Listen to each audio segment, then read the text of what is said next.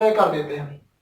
अब देखिए आप यहाँ पर एक सर्कल देखिए मैंने बनाया हुआ है कि एक सर्किट है, ठीक है। यहाँ से हमारा करंट सप्लाई हो रही है, सप्लाई कनेक्शन यहाँ पर है, ठीक है। हमने ये करंट फ्लो हो रहा है, यहाँ पर हम एक लोड लगा दिए पंखे का, ठीक है। पंखे का लोड लगा दिए, 60 से 70 वाट का पंखा है।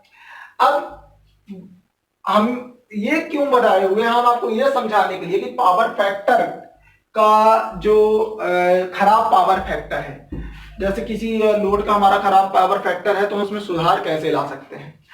आपको अगर किसी पावर फैक्टर में सुधार लाना है तो उसके लिए कैपेसिटर का यूज करते हैं।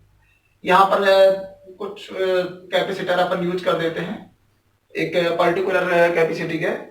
तो जब हम उनका कैपेसिटर का यूज करते हैं तो इसका जो अपना लोड होता है, यहाँ पर लोड में जो आपका पीएफ होता है, पीएफ वैल्यू बढ़ जाती है।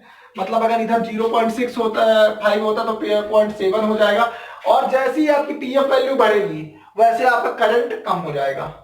PF value is proportional to, inversely proportional to,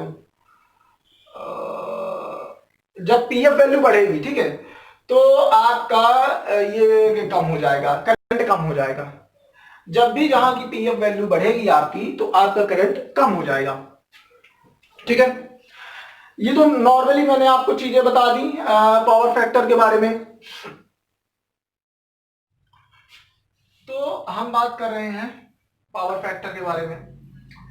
हमें अगर अपने घरेलू उपकरण यूज करने हैं तो उन सभी का पावर फैक्टर ज्यादा होना चाहिए। जो 0.8 से जो 1 के बीच में हो वो आपका बढ़िया पावर फैक्टर कहलाएगा, ठीक है। अगर 0.6 से कम है तो बेकार पावर फैक्टर है। इसको बढ़ाने के लिए हम कैपेसिटर का यूज कर सकते हैं। और कैपेसिटर यूज, यहां पर एक चीज ध्यान रखिएगा, पावर फैक्टर में अगर आपके घर का पावर फैक्टर अच्छा तो बिजली की खपत कम होगी।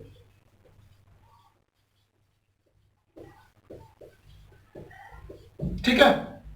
और अगर पावर फैक्टर ज्यादा है तो बिजली की खपत कम होगी, अगर कम है तो ज्यादा होगी, ठीक है। इसमें ये रेशियो तो आपके समझ में आ गया कि आपको बिजली की खपत कैसे बढ़ाना है, कम करना है।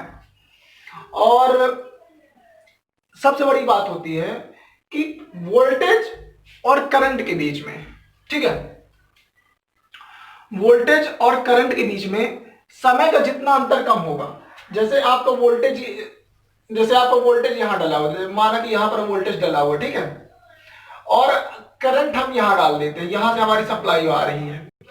तो अगर यहां का डिफरेंस ज्यादा हो गया, मतलब टाइमिंग ज्यादा हो गई और समय ज्यादा लग रहा है, ठीक है, जहां पर वोल्टेज और करंट के बीच में समय कम लगेगा, ठीक है, अगर समय कम लग रहा है, टाइम कम लग रहा है, टाइम ड्यूरेशन कम है, तो वहां का पीएफ अच्छा रहेगा। मतलब जहां से जैसे हमको सप्लाई वोल्टेज यहां से मिल रहा है, आगे चल के सप्लाई होगी और तुरंत लोड मिल गया, तो वहां पर हमारा पीएफ मान अच्छा रहेगा। लेकिन वोल्टेज और करंट के बीच में अगर टाइम ज्यादा लग रहा है तो आपका पीएफ मान गंदा आता है, ठीक है, मतलब कम आता है, खराब रहेगा। अब ये